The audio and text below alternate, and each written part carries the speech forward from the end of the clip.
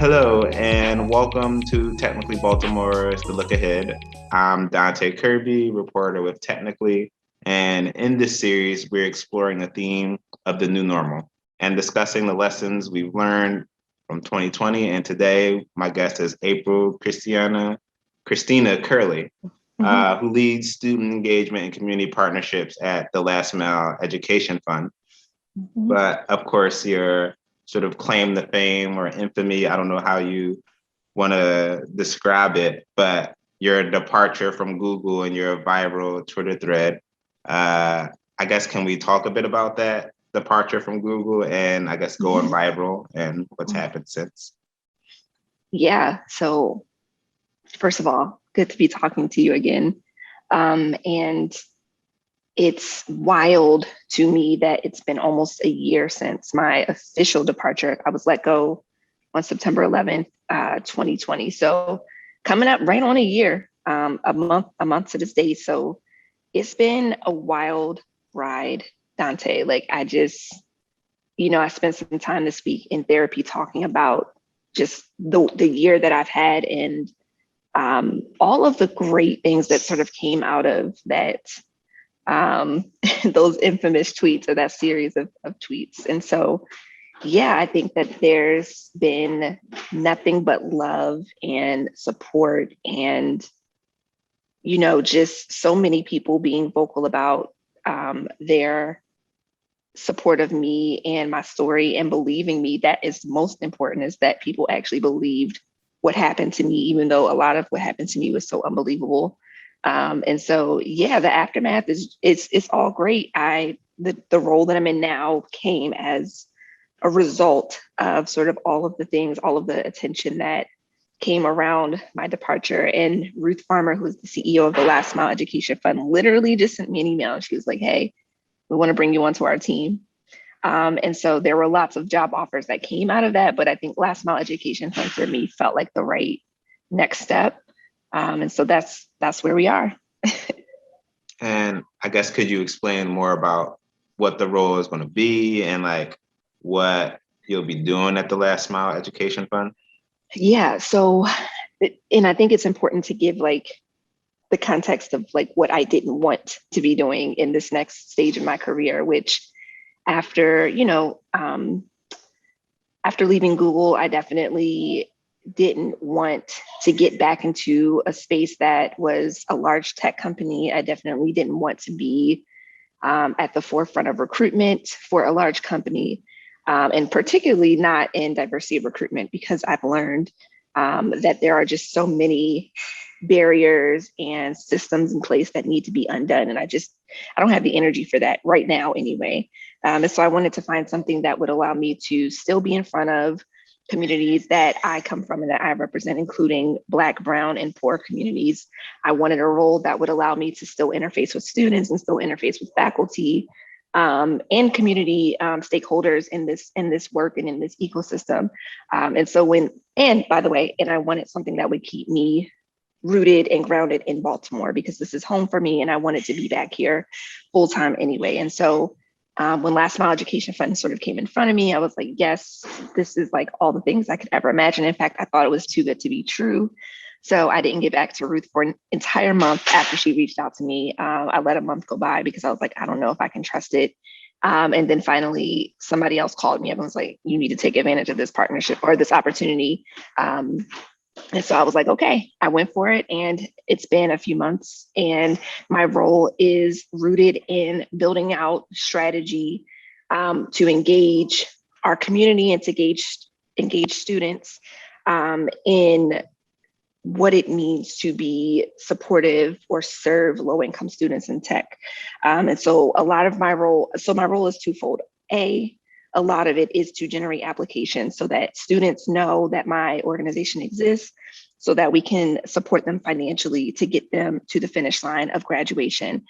Because the numbers show that if we can just get students over that line and get them their degree in hand, once they enter into the tech industry and find a really great paying job, their life trajectory looks vastly different, right? So the job that I'm doing is to encourage as much as possible that graduation rate through supporting the financial barriers that our students are facing as undergraduate students. That's A. B is, how do we get this conversation going and like spark dialogue enough so that we can strip away the stigma of what it means to be poor and what it means to be poor pursuing a degree in tech, which is one of the most obviously wealthy industries that exist. And so part of my role is to partner with other organizations that are doing brilliant work already in the ecosystem and get this conversation off the ground so that we can start to influence change at a policy level, at tech, in tech as an industry, but also at companies and at the federal level when we talk about like, you know, policy that's being passed at that level that sort of trickles down and impacts our students. So I guess can you talk a bit about like, why was it important to return to Baltimore and contribute to like equity and create opportunity in the tech sector for folks here, important to you? Because you could have went anywhere. Like you talked a bit about how like everybody believed you and the support was overflowing, and like you, in some ways, like you could be like in any part of the country. You could have maybe even left the country if you wanted to. Like, I imagine there was a lot of offers on the table. Oh yeah. It was a fun ride. Those few months after, where, you know, folks were in my inbox, and still continue to be there. But yeah, I think a couple of things are true. One, so I'm originally from Columbia, which is right up the road if people know, you know, the Maryland area. But both of my parents are from West Baltimore City. And so all of my life and all of my family has been rooted in this community. And so I feel like I owe it to the people and the families of Baltimore City, because so much of who I am is from that, right? That's A. B, I started my career teaching high school social studies here in Baltimore. I was at a school called Vivian T. Thomas Medical Arts Academy.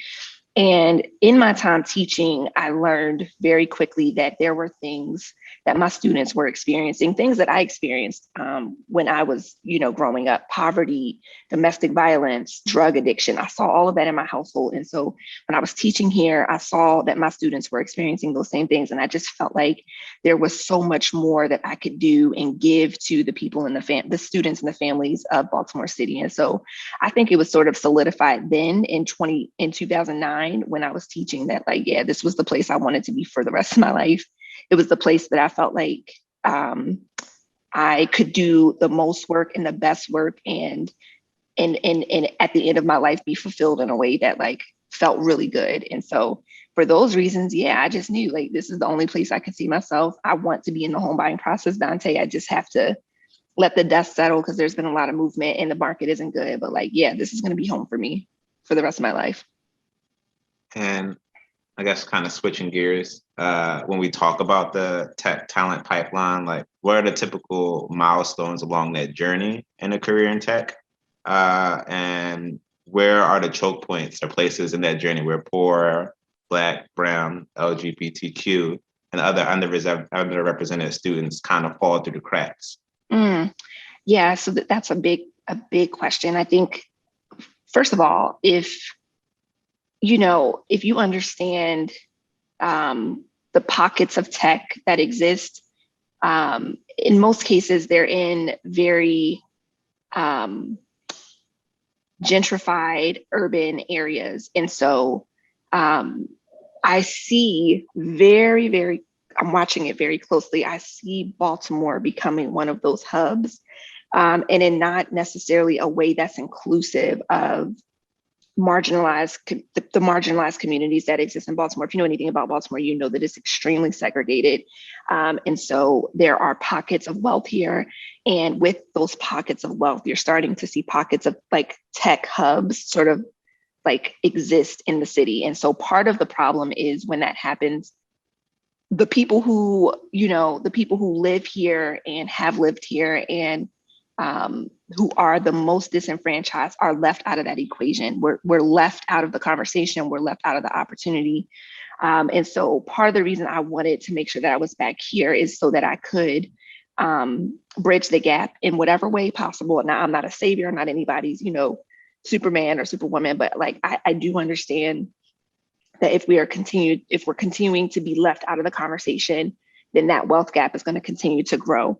And so that's one way that it starts. I think the other way is that obviously the students that I have worked with in the last 10 years, like they come from various backgrounds, but the ones who were the most successful in terms of just like navigating a career in tech were those who were exposed to it very early on. They either had parents who were in the tech industry already, they had siblings, they knew, other folks who were in the tech industry. They had access to opportunity in their high school courses, whether they had APCS courses, computer science courses, or they were in Girls Who Code or Black Girls Code. Like they had touch points with folks in the tech industry. And so they were the ones who were able to excel. And so I think that's a piece that's missing for all of our kids and all of our families. It's where are the opportunities for them to engage with tech at early on enough so that they can use that and root themselves in that to actually explore a career in tech once they like figure out what it is that they love and want. I hope that answered your question. Yeah. I mean, the next question was always like, how do we remove some of those hurdles? But you sort of put it in perspective that a lot of it is about touch points and exposure and just like being able to, I don't know, see a path in this career, like make it become attainable. That's right. And one of the things that I loved in my work with students pursuing degrees in tech, particularly at HBCUs, because you'll see so many great just like innovators and thinkers coming out of HBCUs, is that our students want to do all the things, right? I had students who were interested in fashion, who were interested in music, who were interested in architecture and science and like helping them understand, but also interested in tech, right? And pursuing a major or a degree that is computer science, but still wanting to like bridge their passion with this skill set that they know is going to make them a lot of money, but they also know will be very tangible in terms of like changing the world. So helping our young people like figure out how to bridge those two things, I think is where we're going to find like the sweet spot, because our students are interested in way more than just like sitting behind a computer and like programming something or being a software engineer for a large tech company. They actually want to do really amazing things and change the world and change their communities in amazing ways, but through the power of technology. And so helping them like figure out what that passion is and how to obtain the skill set of like how to be in the tech industry and like bridge that together, for me is like the best thing we could ever do for them. So I guess what's some things in 2020 and the beginning half of 2021, like what are some lessons you've learned in this past year and a half? Ooh, Donte, I've learned all the things. So, I mean, I think that first and foremost, the biggest lesson for me is that,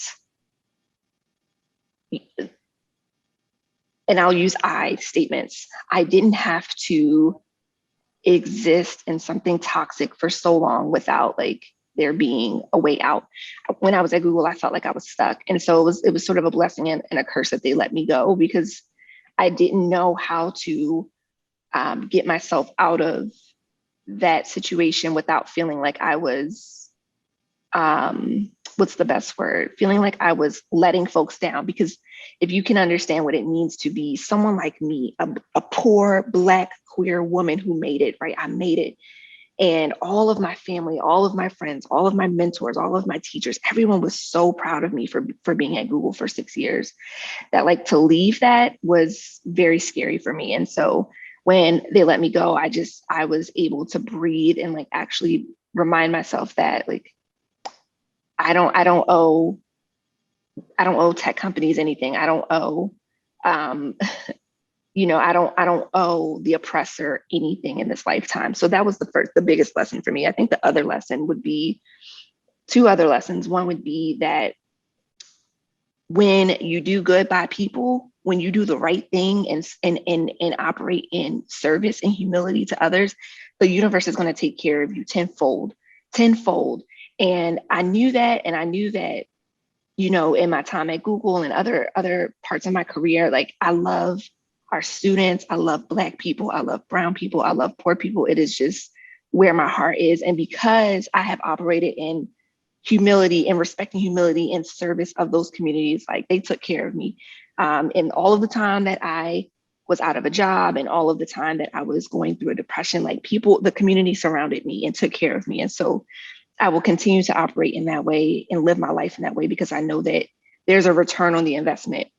That's the second lesson. The third thing is just that there are consequences for speaking up. And luckily for me, the consequences were good consequences, but I want to encourage other people to, to not fear what a potential backlash could look like when you're exposing the truth, when you're whistleblowing, or when you're talking about the things that you experience that are your truth and your lived experience. Like for me, that was one of the largest lessons of my life, was just like, it's okay to be vocal. I was created to be vocal and to be someone who pushes back against systems that are inherently disgusting and wrong. And I can't sit idly by and just be quiet about that. Like, no, I won't do it. And so for me, the lesson is to continue to do that, no matter like what the fear I have looks like or what I think could be the backlash. Like, I just have to go for it. And let's talk more about 2020 as a watershed moment for a lot of people, especially when we think about the protest against the deaths of Breonna Taylor and George Floyd. Right. A lot of companies made pledges to like bridge these gaps in diversity and do better at their companies. I guess over the course of the year, have you seen the effect of those pledges in action? I have not, but I also will admit that I haven't really stayed too closely, like to the grain of what's been happening on that side. I will say this. A lot of companies think that the solution is to pour money into something, into a project, into a program, into a fund. And that, I'm telling you right now, that's not it. Google is a $1 billion company, a $1 billion corporation. They still haven't gotten it right. So for folks who are looking for solutions or looking for ways to do better, they can come chat with me because I have lots of ideas and have done this in practice for a long time. But I think a lot of companies either like wrote a pledge or like they posted something and then they came out with statements that like, we're giving this amount of money to this and this. Like, that doesn't change the culture that you have created within your organization. And it certainly doesn't change the experiences that most likely your Black and brown and disenfranchised employees are experiencing. And on the back end of that, the folks who who you're looking to bring into your company, that you're hoping to recruit into your company, like those experiences of oppression don't change just because you throw money into something.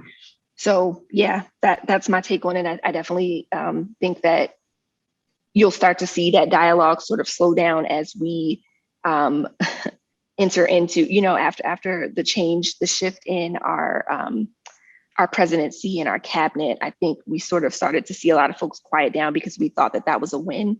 But I'm here to tell you it's not, and there's a lot more work to be done, and there's a lot more conversation to be had, and there's a lot more uprising to happen. And so I'm looking forward to that for sure. And I guess in the perfect world, like what role would you see tech companies play in creating more diversity in the tech pipeline? Or like what's the most effective way they can make good on their pledges? Donte, you're coming hard with all the hard questions on this Wednesday morning. Okay. Well, I do think that there's a restructuring that needs to happen, or reckoning that needs to happen within the tech industry and within like spaces and communities and companies that are in the ecosystem. Whereas the systems that have been created, the structures that are already in place, you cannot like patch those. You cannot fix those. You have to do away with the entire thing and start from scratch and have people who are fluent in this and who have lived it be at the forefront of that restructuring, right? And so for me, it's definitely not a matter of, oh, well, now we, have this program for Black women to obtain, skills in this industry. Like, that is not enough. That is the tip of the iceberg. In fact, in some ways that might also even be damaging. I have lots of thoughts on how companies have sort of twisted what what the criticism has been, and sort of try to structure something that maybe meets the criticism, and in fact it's harmful. But I think that totally redoing your internal systems is the first place to start, and then the second place is absolutely in allowing the people who have lived this to lead, to be the voice of your work, to be the face of your company, and not in a way that is performative, but in a way that actually says like, hey, we're investing in our Black and Brown leadership, and therefore actually compensating them and leveling them up enough to get the work done in a way that's fair. And that is me very much talking about like the leadership level of companies, the C-suite that if you will, and taking a good look at that, a good hard look at that and what that looks like, and trying to change what that looks like from the inside out. Because if you continue to have white Asian men at the top of your company making decisions, like we'll never be in a place where you're going to see actual sustainable change happen. I hope that makes sense, Donte, because I know that I'm rambling. It's fine. I mean, nothing wrong with a good ramble. There's always some gems in there somewhere. So I guess what steps do you feel Baltimore needs to make to prepare its students for the digital economy and get them more involved in the tech sector? Oh, and by the way, let me also just say this, because my next response is very much rooted in resources. Tech companies have money, and pouring money into things is a great thing to do. It is not the only thing to do, and I want to be very clear when I mention that, because it's not that I don't think that giving money to causes or putting money in places that could potentially have an impact is a bad idea. I actually think that's a great idea, but it's not the only way. In fact, it probably is not any way that you're going to see a difference in your individual company's culture. Like, that's separate. But yes, in terms of what needs to happen here in Baltimore, I definitely think that the spaces that are popping up in the tech ecosystem within this community needs to have a strategy that is 100% inclusive of the voices that have been historically marginalized. And so one of the things I love about Digital Harbor Foundation, so Last Mile Education Fund is a fiscal project of Digital Harbor Foundation. And so Digital Harbor Foundation is a local Baltimore-based tech hub. It's a makerspace. And so we do camps and other things for students here. We do like professional development training for teachers. That kind of a space is already doing great work. And so to have a strategy that really works to get the Black and Brown communities of Baltimore involved is like the best place to start. And DHF is already doing great work around that. But there are other places and other hubs that are doing very similar work that don't necessarily have a strong strategy to be more inclusive to the Black and Brown people that live here. So that's one thing. The second thing, I think, there's a lot of criticism around Baltimore City public school system. As a former teacher here, and as someone who knows the students and the families of Baltimore City, I definitely think that they deserve more. And it's no fault of their own that they've been given the shorter end of the stick. And so there needs to be a conversation at the legislative level, particularly at the state level, with what resources we're affording our students here. And an argument needs to be made, Donte, around what the return on the investment could be if you pour more resources, particularly around building out tech programs and introducing coding and other like technical skills at a very early age or a very early level. And what you'll see as a return on that 5, 10, 15 years down the line, you're going to see someone like me or the students who are graduating from Oregon State University going to work for Google making $115,000 a year. You're going to start to see that kind of shift in trajectory for them and their families, and they're going to bring that back and pour it right back into the community. So you can see the cycle, the full life cycle of what it means if you give students access to opportunities early on, and how that pays off in the long run. And there needs to be an argument that's made around that. And I don't think anybody has done a great job doing that just yet, which is why I want to run for office. So you can count on me in 10 years to make that argument in the Capitol. So On that note, is there anything you feel we haven't talked about? Anything you feel people should know about the Last Mile Education Fund? Maybe your future plans for office? So, I think that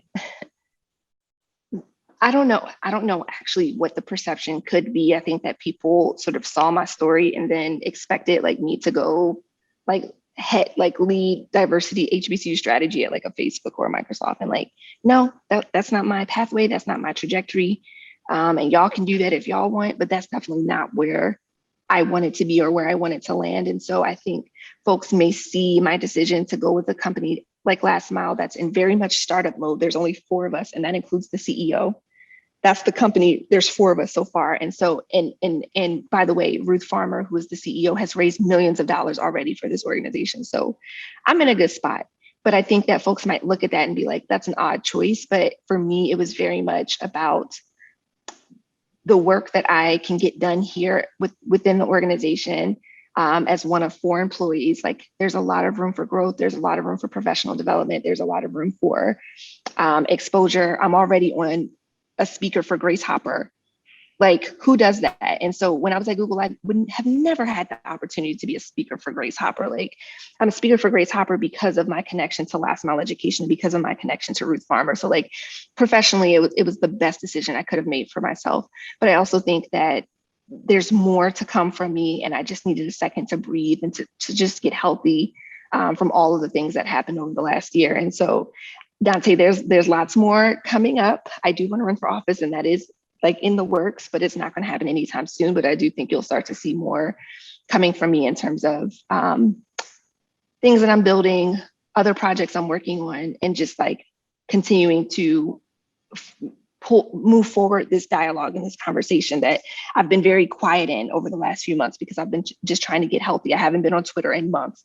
And so now that I'm in a better place, you're gonna start to see a lot more coming from me. Good things. And thank you again, Christina, for chatting with me and like taking the time to talk with me. And that's been Technically Baltimore to Look Ahead. And until next time, stay connected.